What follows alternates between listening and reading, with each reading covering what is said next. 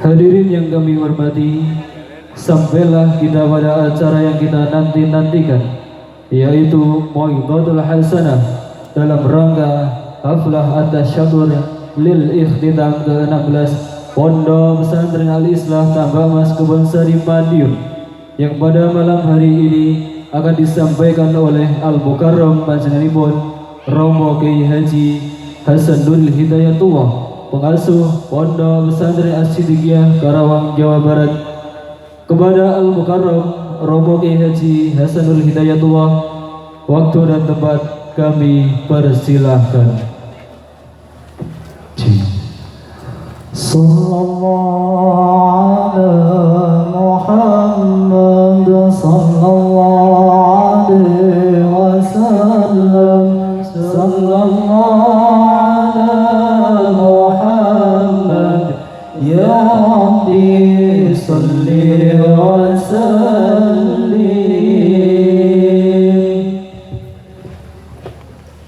Assalamualaikum warahmatullahi wabarakatuh. Bismillahirrahmanirrahim. Alhamdulillahi rabbil alamin. Allahumma salli wa sallim ala sayyidina Muhammadin wa ala ali sayyidina Muhammad adada ni'amillahi wa ifdalih. Allahumma akrimna binuril fahmi wa akhrijna min dhulumatil wahmi waftah lana abwaba rahmatika wanshur alaina hikmataka ya arhamar rahimin. Subhanaka la ilma lana illa ma 'allamtana innaka antal alimul hakim. Allahumma hidayatan lis-shawab, amma ba'du.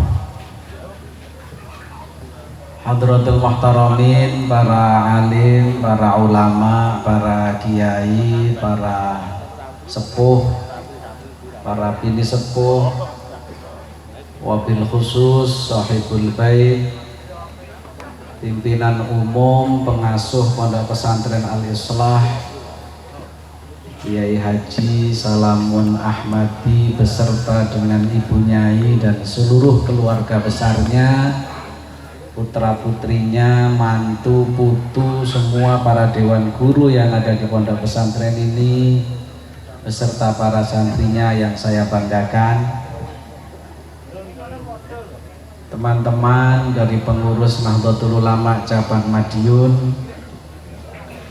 yang mewakili dari pejabat pemerintahan baik sipil maupun TNI dan Polri, para wali santri, para anak-anak santri, semuanya yang hadir di tempat ini, mudah-mudahan kita dijadikan oleh Allah menjadi hamba-hambanya yang istiqomah dalam iman dan Islam, menjadi hamba-hambanya yang diberi oleh Allah dzurriyyah yang salihah, menjadi hamba-hamba Allah yang kelak diwafatkan dalam keadaan husnul khotimah, mengakhiri kehidupan ini dengan kalimat tauhid, la ilaha illallah Muhammadur Rasulullah sallallahu alaihi wasallam, kalimatu haqqin alaiha nahya wa alaiha namut wa biha nub'atu insyaallah taala minal aminin. Sebenarnya saya ini bukan tukang pidato, tapi karena Pak Kiai Salamun ngundangnya ke abah saya, jadi ini perintahnya abah saya suruh silaturahim ke sini, saya niatin silaturahim. Mudah-mudahan silaturahimnya manfaat. Jadi malam ini kita dongeng-dongeng saja. Dulu ada Nabi namanya Nabiullah Ibrahim alaihissalam. Nabi Ibrahim itu istrinya yang dikenal ada dua, yang nggak dikenal tahu ada tahu enggak wallahu alam. Kata Pak D saya ada. Yang pertama namanya Siti Saroh, punya anak namanya Ishak. Yang kedua namanya Siti Hajar, punya anak namanya Ismail. Nabi Ibrahim ini nabi, rasul dan ulul azmi, punya istri dua, lahir dari dua istri tersebut juga nabi dan rasul, Ishak dan Ismail. Dari Ishak lahir namanya Yakub, berarti cucunya Nabi Ibrahim. Itu juga nabi dan rasul. Yakub punya anak 12. Dalam tafsir para ulama disebutkan yang 11 jadi nabi, yang jadi nabi dan rasul hanya satu, yaitu Yusuf alaihissalam. Bapak, anak, cucu, cicit, semuanya nabi. Dari Nabi Ismail tidak langsung melahirkan nabi. Matur suwun. Kan ngopi apa kan pidato ya? Punya anak langsung jadi nabi tidak ada. Tapi beliau melahirkan suku namanya Arab. Arab itu keturunannya Nabi Ismail. Dari Arab lahir suku namanya Quraisy. Dari Quraisy lahir suku namanya Bani Hashim dan Bani Muttalib. Dari Bani Hashim dan Bani Muttalib lahir baginda junjungan kita Nabi besar Muhammad sallallahu alaihi wasallam sebagai khatamul anbiya wal mursalin, yaitu Rasulullah sallallahu alaihi wasallam. Hebat beliau ini. Beliaunya orang soleh dan bisa melahirkan anak yang soleh, bisa juga mencetak generasi yang soleh. Guru saya ngasih nasihat, idza ra'aitumus sholihin ungzuru ila bidayatihim. Kalau kalian melihat orang soleh, orang sukses, lihat prosesnya. Wala tangguru ila bidayatihim, jangan kalian lihat barang jadinya. Lek ndelok wong soleh wis dadi penak, kita tidak tahu prosesnya seperti apa. Makanya kalau lihat orang sukses, lihatlah prosesnya. Apa rahasianya kok Nabi Ibrahim bisa demikian? Tentunya banyak hal. Hanya yang saya bisa ceritakan, yang saya ngerti dan yang saya dengar dari guru-guru saya, ada 4 minimal yang bisa kita contoh. 1, Nabi Ibrahim sebagai orang tua adalah sosok yang tidak pernah nyumpahin orang lain, baik yang memusuhi maupun yang ditemani oleh Nabi Ibrahim. Sing apik teng Nabi Ibrahim didongakne apik, yang jahat kepada Nabi Ibrahim tetap didongakne apik. Dalam Al-Quran diabadikan oleh Allah Subhanahu wa Ta'ala, beliau menyampaikan, waman tabi'ani fa innahu minni waman asani fa innaka ghafurur rahim. Jadi tidak pernah nyumpahi, dan itulah yang dilakukan oleh baginda junjungan kita Nabi besar Muhammad sallallahu alaihi wasallam. Beliau dirusui umatnya seperti apa saja, tidak pernah mendoakan jelek. Beliau selalu mengatakan, Allahumma hdi qaumi fa innahum la ya'lamun, sehingga Allah Subhanahu wa taala memberi hadiah istimewa untuk baginda junjungan kita Nabi besar Muhammad sallallahu alaihi wasallam. Allah menyampaikan di dalam Al-Qur'an, innama yuridullah liyudhiba ankumur rijsa ahlal baiti wa yutahhirakum tathira. Jadi proses generasi yang soleh itu dimulai dari orang tuanya. Tidak cukup titip gene kiai, Pak Kiai kula titip anak kula, jenengan pecut nggih monggo, jenengan delepne nggih monggo, sing penting anak kula dadi tiyang sae. Tapi orang tua tidak punya ikhtiar, itu tidak cukup. Kepribadian orang tua mempunyai dampak untuk kesolehan anaknya. Yang nomor 2, Nabi Ibrahim sangat mempunyai sugesti terhadap kekuatan doa,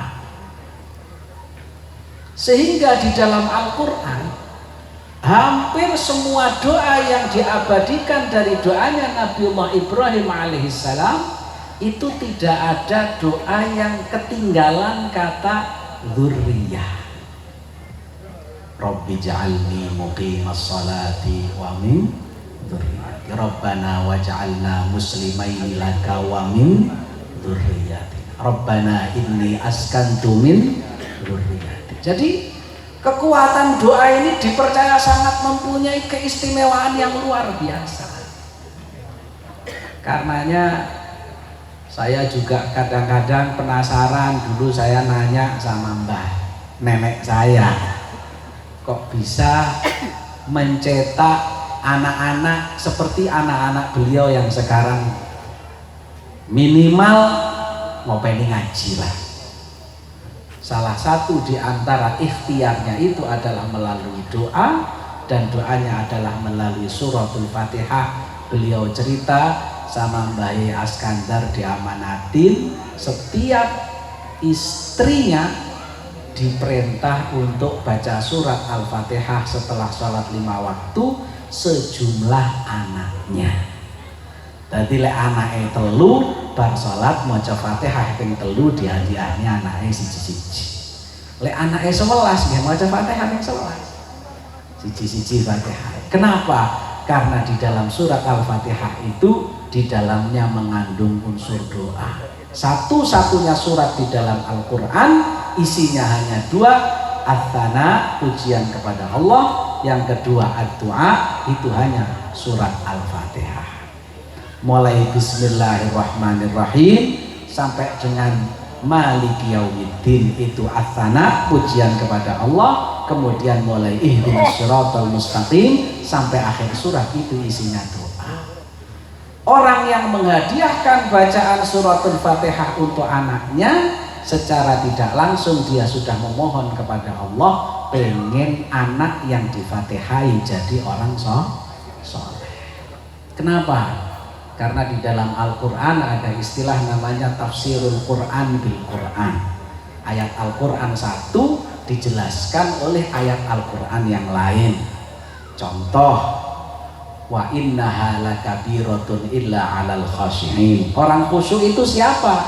Alladzina yadhunnuna annahum mulaqu rabbihim wa annahum ilaihi raji'un. Begitu juga di dalam surat Al-Fatihah. Surat Al-Fatihah itu kita mintanya apa? Ihdinas Shiratal Mustaqim.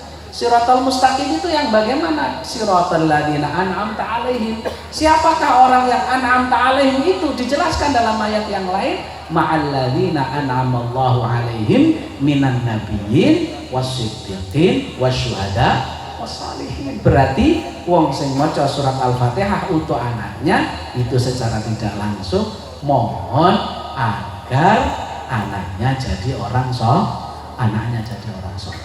Tidak ada kenikmatan hidup yang melebihi punya anak yang soleh. Jadi kekuatan doa, dan doa itu adalah silahul mukminin, senjatanya orang mukmin. Terakhir senjata yang paling ampuh adalah doa. Bagaimana doa ini mempunyai kekuatan yang luar biasa. Tapi Al-Habib Abdullah bin Ali Al-Haddad dalam kitabnya Nasaihud Diniyah wal Wasaya Al-Imaniyah, beliau menyampaikan orang itu kalau pengen doanya mustajabah syaratnya ada 70 aku ya hafal kabeh. Cuman beliau menyampaikan wa a'dhamuha luqaimatul halal. Syarat yang paling berat itu adalah suapan makanan yang halal yang masuk ke dalam perut. Nah sekarang ini umat Islam digoda bagaimana biar tidak peduli dengan halal dan haram sehingga senjatanya menjadi tumpul, doanya jauh dari ijabah karena hijabnya semakin tebal antara dirinya dengan Allah Subhanahu wa taala. Na'udzubillahi min. Jadi doa itu mempunyai kekuatan luar biasa. Orang-orang dulu doanya mustajabah. Beda dengan orang-orang akhir zaman. Kita ini masih mustajabah karena masih mampu orang dulu. Kalau sudah nggak mampu orang dulu ya wallahu a'lam bishawab. Nah, ini doa mempunyai kekuatan yang luar biasa. Yang ketiga, Nabi Ibrahim hati-hati milih guru untuk anaknya. Ketat. Rabbana wab'ats fihim rasulan minhum yatlu alaihim ayatika wa yu'allimuhumul kitaba wal hikmah wa yuzakkihim innaka antal azizul hakim. Rabbana, wahai Tuhan kami, wab'ats, dan utuslah fihim, di dalam mereka, rasulan, akan seorang rasul. Dulu rasul itu tugasnya menjadi guru. Karena baginda Nabi Shallallahu Alaihi Wasallam sebagai Sayyidul Anbiya wal Mursalin, beliau menyampaikan innama bu'ithtu mu'allima. Saya ini diutus ke muka bumi itu menjadi guru. Kalau dulu rasul itu guru. Sekarang mencari guru namanya sudah bukan rasul karena sudah tidak ada rasul. Ya sekarang mungkin namanya kiai, namanya muallim, namanya ustadz atau istilah-istilah yang lain. Tapi sosok guru yang diminta oleh Nabiullah Ibrahim alaihissalam adalah sosok guru yang komplit, yang memiliki 4 hal yang sekarang ini sudah susah, sehingga kita bisa maknakan mungkin kepada lembaga pendidikan yang di dalamnya mengakomodir 4 perkara. Apa itu? 1, yatlu alaihim ayatika. Yang kedua, wa yu'allimuhumul kitab. Yang ketiga, wal hikmah. Dan yang keempat adalah wa yuzakkihim. Bagaimana seorang anak dididik oleh seorang guru yang memiliki 4 kriteria ini.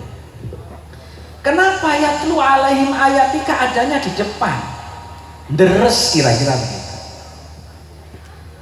Karena al-ilmu itu adanya di dalam hati dan harus disampaikan kepada hati. Ya, ma kharaja minal qalb sadafal qalb. Sesuatu yang keluarnya dari hati akan bertemu dengan hati. Wa ma kharaja minal lisan la yujawizul adzan. Sesuatu yang keluarnya dari lisan hanya akan menyentuh telinga. Sehingga ketika al-ilmu fis sudur, ilmu itu ada di dalam hati, maka bagaimana seorang guru mempunyai PR, ilmu yang ada di dalam hatinya bisa ditransfer kepada murid juga sampai kepada hatinya. Karenanya kita juga melihat aneh perjuangan orang-orang zaman dulu, para wali songo mungkin yang datang dari negeri seberang, yang mungkin belum begitu memahami bahasa lokal di negeri kita ini. Dakwah dengan begitu singkat bisa diterima dengan bahasa yang mungkin susah untuk dipahami secara langsung. Akan tetapi hati yang digunakan untuk berdakwah menjadi hati yang sudah bersih, sehingga dakwahnya mudah diterima walaupun mungkin bahasanya tidak seperti yang mudah dicerna. Kenapa? Karena sudah diawali dengan hati, dan hati akan semakin tajam bila selalu diasah dengan tilawah.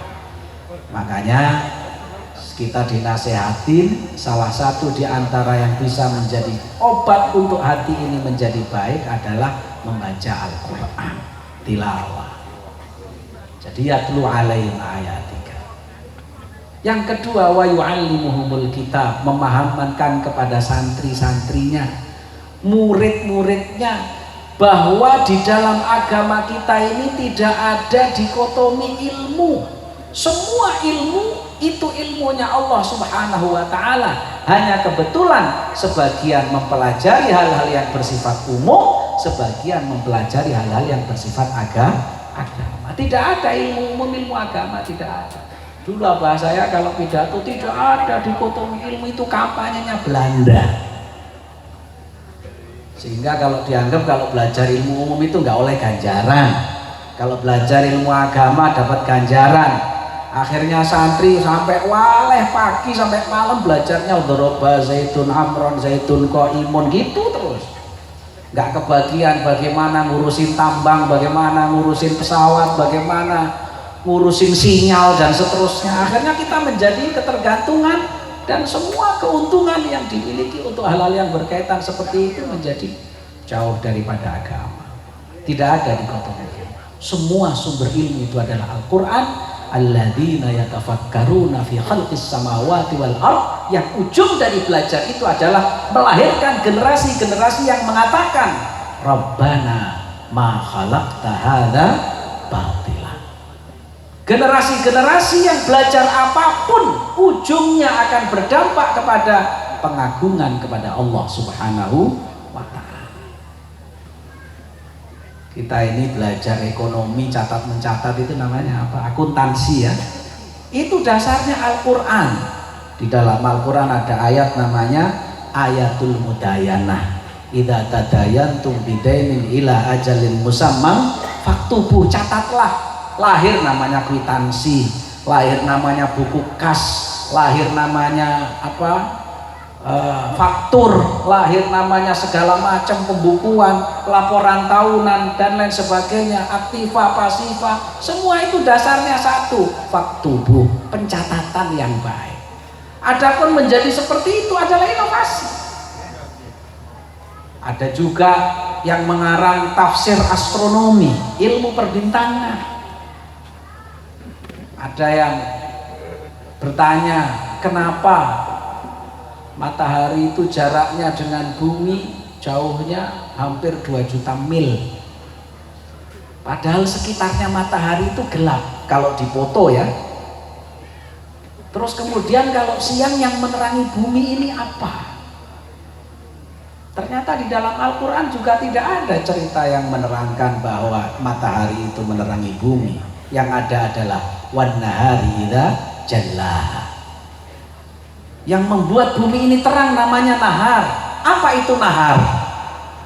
Ada yang membahas tentang nahar, ada yang mengatakan pergesekan antara partikel-partikel yang sangat kecil yang muncul waktu-waktu tertentu sehingga tergesek karena adanya atmosfer, sehingga gesekan itu melahirkan cahaya dan seterusnya macam-macam. Jadi ilmu-ilmu semacam itu. Ada namanya pertambangan, itu ada dalam Al-Quran, saya nggak hafal ayatnya. Ada wa gharabi busud judadun bid, itu kan ada timah warnanya putih, yang hitam ada namanya minyak, ada namanya batu bara, segala macam dalam Al-Quran semuanya. Cuman sudah terlanjur kita ini sudah ketemu nikmat dengan doroba zaitun amron, akhirnya nggak kebagian. Yang kebagian itu yang naga 9 apa-apa itu nggak kebagian. Itu adalah semuanya ilmunya Allah. Jadi belajar apapun, tugas seorang guru yang ideal yang diminta oleh Nabiullah Ibrahim alaihissalam adalah yu'allimuhumul kitab. Yang ketiga, wal hikmah, mengajarkan nilai-nilai hikmah. Apa itu hikmah? Kalau dalam bahasa tafsir disebutkan al-hikmah itu adalah al-qaul al-baligh. Salah satu maknanya. Banyak di antara makna hikmah yang lain, salah satunya adalah al-qaul al-baligh. Mengajarkan kepada anak-anak didiknya agar bagaimana ketika dia sudah mempunyai ilmu, keluar dari mulutnya kalimat-kalimat yang tidak menyinggung perasaan orang yang diajak bicara, tapi menyentuh hati mereka sehingga mereka mau ikut dengan ajaran-ajaran kita. Jangan sampai hikmahnya tidak ada walaupun ilmunya banyak, sehingga di mimbar isinya mencaci orang, sehingga ketika pidato isinya ngerasani orang, sehingga ketika menyampaikan di tempat-tempat yang mulia, mimbar-mimbar istimewa harus dikotori dengan caci makian. Kenapa? Karena tidak ada ajaran nilai-nilai hikmah. Dulu ada namanya Imam Hatim Al-Asam. Imam Hatim Al-Asam itu, beliau Al-Asam itu artinya tuli, budek. Padahal beliau sebenarnya tidak budek. Imam Hatim Al-Asam ini dijuluki budek karena menjaga perasaan orang. Suatu saat kedatangan tamu perempuan, masih muda, pengen tanya tentang urusan agama, belum nanya, baru duduk di depannya kiai, kentut. Kentutnya ada suaranya, sehingga ada perasaan malu di depan kiainya, wajahnya merah. Kiai Hatim ini akhirnya cari cara bagaimana biar perempuan ini tidak malu. Akhirnya Pak Kiai Hatimnya bilang, "Mbak, saya tadi nggak dengar sampean tanya apa, tolong suaranya dikencengin." Akhirnya perempuan tadi perasaannya menjadi tenang, tidak gugup lagi karena pikirannya pasti kiai nggak dengar sama kentut saya. Setelah bertanya dengan suara yang lebih keras, ya biasa. Kemudian perempuan ini keluar dari rumahnya kiai, mungkin cerita sama temannya. Akhirnya suatu saat Kiai Hatim keluar rumah, dengar suara omongan, "Oh, kiai yang katanya budek itu ini," katanya. Kiai Hatim akhirnya ngetikan perempuan tadi, jangan-jangan dia cerita. Akhirnya apa? Kiai Hatim Al-Asam berusaha menjaga perasaannya satu perempuan tadi biar tidak malu, pura-pura budek sampai perempuan yang kentut tadi mati. Berapa lama pura-pura budeknya sampai perempuan tadi mati? 40 tahun. Setelah 40 tahun perempuan tadi mati, baru Imam Hatim Al-Asam terus terang, "Saya nggak budek, cuma jaga perasaan dia yang sudah terlanjur tahu kalau saya menjaga perasaan satu orang." Akhir zaman nyari model begini sudah susah, sudah nggak nemu. Karenanya maka hikmah itu penting. Dakwah itu yang pertama diperintahkan oleh Allah Subhanahu wa taala kepada baginda junjungan kita Nabi besar Muhammad sallallahu alaihi wasallam adalah bil hikmah. Yang pertama, ud'u ila sabili rabbika bil hikmah. Jadi hikmah itu menjadi penting. Yang keempat, wa yuzakkihim, guru harus mengajarkan tazkiyatun nufus, pembersihan jiwa. Orang ngaji, orang cari ilmu itu datang ke pesantren atau datang ke tempat manapun, ibaratkan orang yang pengen cari air minum, dia sudah bawa gelas, bawa wi'a, bawa tempat untuk diisi air yang bisa dia minum. Tempat ini ada yang kotor, ada yang bersih. Yang kotor ada yang kotorannya sudah lengket sehingga membersihkannya butuh waktu, baru dia bisa diisi air dan diminum. Apakah nggak bisa dipaksa diisi air? Bisa saja, tapi airnya akan keruh. Sehingga kadang-kadang orang mondok itu beda-beda. Enak sing wis setahun sama kiainya suruh pulang, sudah cukup ngajinya. Karena mungkin ketika datang sudah bersih tempatnya.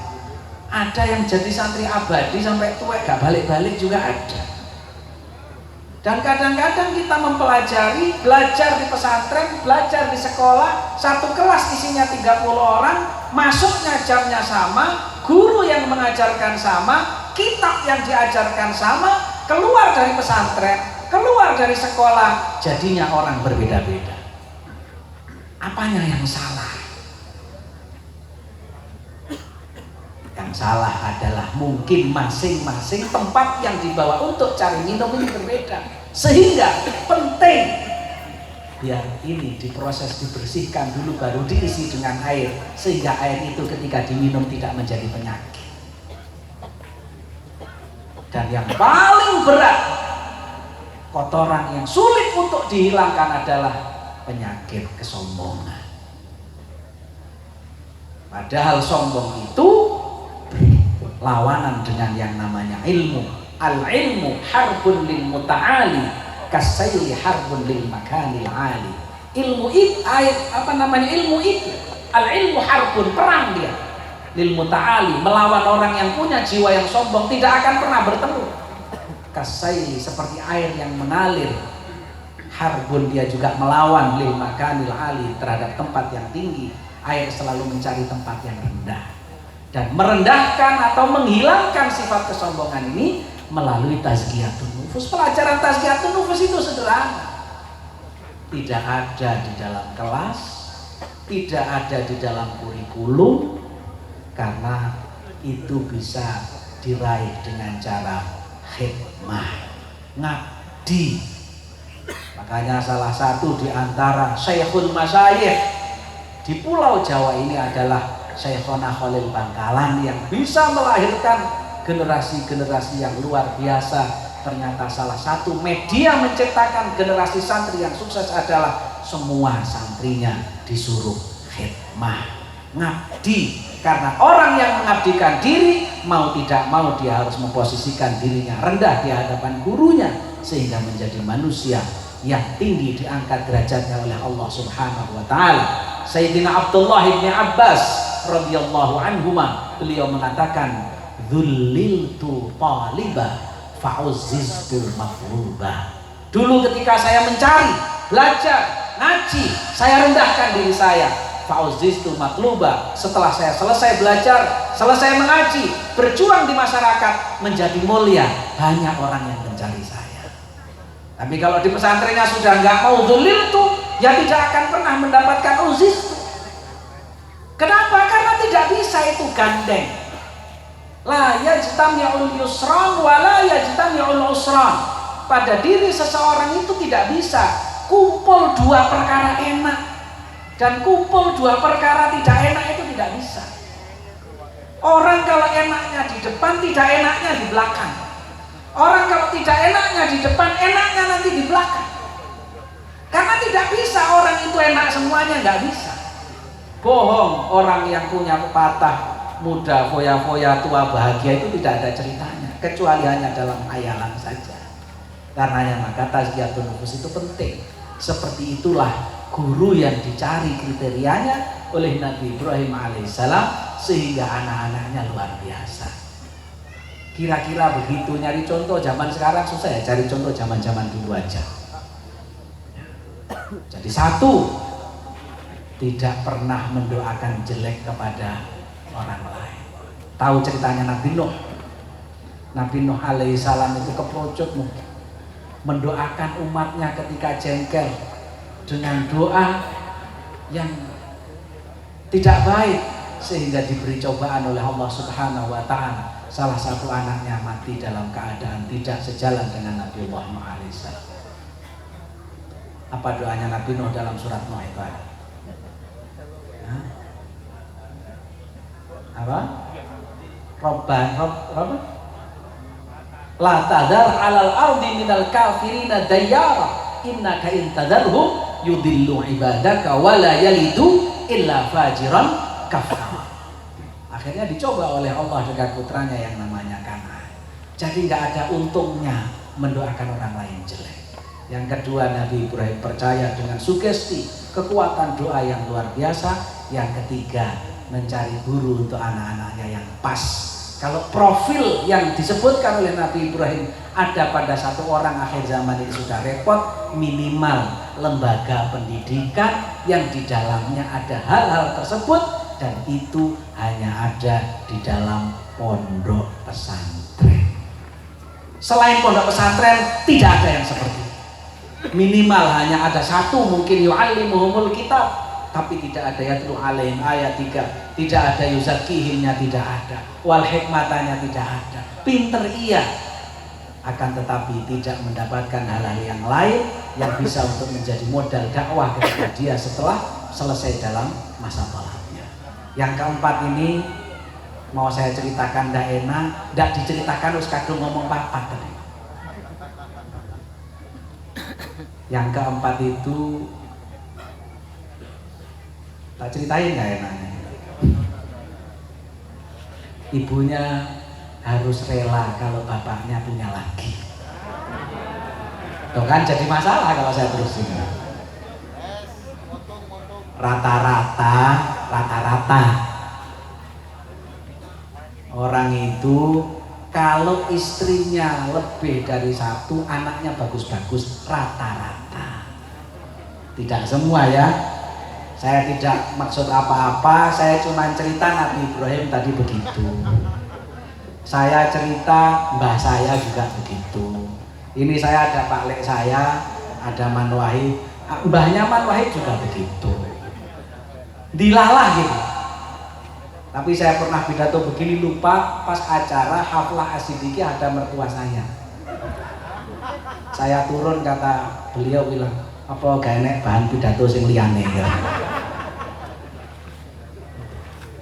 Tapi ya kurang lebih demikian. Itu adalah sosok yang istimewa, yaitu Nabiullah Ibrahim alaihissalam. Kalau sudah punya generasi yang soleh, sudah selesai hidup kita. Guru saya nulis kitab namanya Al-Manhajus Shawi fi Syarhi Thariqah Al-Ba'alawi. Di sana disebutkan ada satu cerita. Satu anak mau dimasukkan ke dalam neraka, oleh Allah dilarang. Di stop. Tanya dulu dengan 4 pertanyaan. Kalau salah satunya jawabannya ada yang pas, jangan dimasukkan neraka, pindah ke surga. Ditanya pertanyaan pertama, pernah hadir majelisnya orang soleh apa tidak? Jawabnya tidak pernah. Berarti soal nomor 1 sudah kelewat, gak bisa menyelamatkan dia. Pertanyaan nomor 2, kalau dengar namanya orang soleh, seneng apa tidak? Jawabnya tidak. 2 pertanyaan sudah gagal. Pertanyaan nomor 3, namanya mirip namanya orang soleh apa tidak? Diurut-urut mulai Nabi Adam sampai zaman orang ini nggak ada namanya orang soleh yang mirip. Sehingga 3 pertanyaan dia sudah gagal, tinggal 1, ini gagal, neraka urusannya. Pertanyaan yang terakhir, duwe konco apa ora? Sing koncone tahu hadir majelis wong soleh. Bukan dia, temannya. Punya teman atau tidak, yang temannya ini pernah hadir majelisnya orang soleh. Temannya ini kalau dengar namanya orang soleh senang. Dia jawab, punya, saya punya teman, dia rajin hadir sholawatan, rajin hadir pengajian. Tapi teman saya, bukan saya. Karena punya teman yang punya hubungan dengan orang soleh, jadi sababianya orang ini selamat dari nerakanya Allah. Apalagi kalau yang soleh anak itu, jadi jaminan. Karena anak yang soleh itu salah satu tabungan yang tidak pernah akan habis sampai mati, karena salah satunya adalah awaladin sholihin ya taqullah. Jadi soleh itu penting. Pun betul usah aneh-aneh, jaluk rizki saking Gusti Allah, muga-muga anak putu dadi wong soleh. Karenanya itulah, mudah-mudahan anak-anak kita yang diwisuda jadi orang-orang yang soleh. Anak-anak kita yang di rumah jadi anak-anak yang soleh dan solehah. Dan kita juga mudah-mudahan disoleh dan disolehkan oleh Allah Subhanahu wa Ta'ala. Mungkin ini saja silaturahim saya malam ini, yang jenenge ora iso pidato ya sepisan itu mendongeng-dongeng begitu, mudah-mudahan ada manfaatnya. Dan ini bagian sekali lagi amanat orang tua saya, silaturahim ke dalam pesantrennya Pak Kiai Salamun. iki jenenge Gegengan Pusat. Rono sing ngundang langsung dikongkon bapake sing nelpon. Dadi kula mboten iso nolak, alhamdulillah sakniki amanat sudah saya jalankan, dan silaturahim sudah saya lakukan, mudah-mudahan dadi ganjarane birrul walidain. Kula ape suwi-suwi mboten penak ten mriki enten sing biasa natur kula cek cilik nggih. Dadi kok konangan lek suwi-suwi muga-muga sedaya dadi wong sehat walafiat. Matur suwun, kurang lebihnya mohon maaf. Hadanallahu wa iyyakum ajma'in, ja'alanallahu wa iyyakum mimman yastaujibu syafa'ata sayyidil mursalin, ihdinas siratal mustaqim, wallahu muwaffiq ila aqwamit thoriq. Wassalamualaikum warahmatullahi wabarakatuh. Al-Fatihah. A'udzu billahi minasyaitonir rajim. Bismillahirrahmanirrahim. Alhamdulillahirabbil alamin arrahmanir rahim maliki yaumiddin. Iyyaka na'budu wa iyyaka nasta'in. Ihdinas siratal mustaqim. Shiratal ladzina an'amta 'alaihim ghairil maghdubi 'alaihim waladdallin. Allahumma shalli wa sallim ala sayyidina Muhammad wa ala ali sayyidina Muhammad walhamdulillahi rabbil alamin. Hamdan yuwafi ni'amahu wa yukafi mazidah. Ya Rabbana lakal hamdu kama yanbaghi li jalali wajhikal karim wa li'azimi sultanik. Ya awwalal awwalin, ya akhiral akhirin, ya dzal quwwatil matin, ya rahimal masakin, ya arhamar rahimin. Allahumma aslih lana dinana alladhi huwa ismatu amrina, wa aslih lana dunyana allati fiha ma'ashuna, wa aslih lana akhiratana allati ilayha ma'aduna. Waj'alil hayata ziyadatan lana fi kulli khair, waj'alil mauta rahatan lana min kulli syarr. Rabbana taqabbal minna innaka antas sami'ul alim, wa tub 'alaina ya maulana innaka antat tawwabur rahim. Allahumma inna nas'aluka min khairi ma sa'alaka minhu 'abduka wa nabiyyuka sayyidina Muhammadun sallallahu alaihi wasallam wa ibaduka salihun, wa na'udzubika min syarri ma sta'adaka minhu 'abduka wa nabiyyuka Sayyiduna Muhammadun sallallahu alaihi wasallam wa ibaduka salihun. Allahumma wa ma qadaita lana amran faj'al aqibatahu rasyada. Wa sallallahu ala sayyidina Muhammadin wa alihi wa sahbihi wasallam. Fadli subhana rabbika rabbil izzati amma yasifun, wa salamun alal mursalin walhamdulillahi rabbil alamin wal 'afwu.